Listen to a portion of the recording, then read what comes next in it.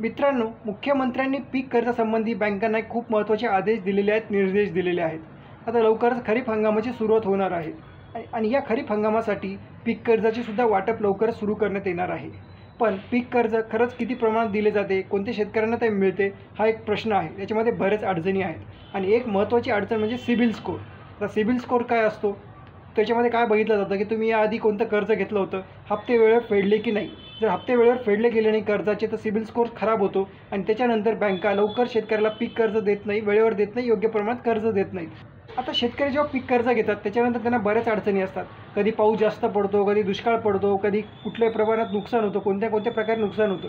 त्याच्यामुळे पीक कर्ज जे असतं त्याचे हप्ते वेळेवर फेडता येत नाहीत आणि त्याच्यामुळे सिबिल स्कोर खराब होतो.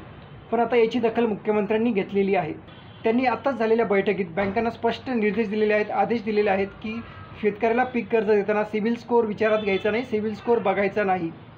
आणि जर बँकांनी ते ऐकलं नाही तर बँकांवर कारवाई करण्याचे आदेशसुद्धा त्यांनी दिलेले आहेत, FIR दाखल करण्याचे आदेशसुद्धा त्यांनी दिलेले आहेत. पण आता सध्या हा आदेश त्यांनी तोंडी दिलेला आहे आणि बँका तोंडी आदेश ऐकतील की नाही याची खात्री देता येत नाही.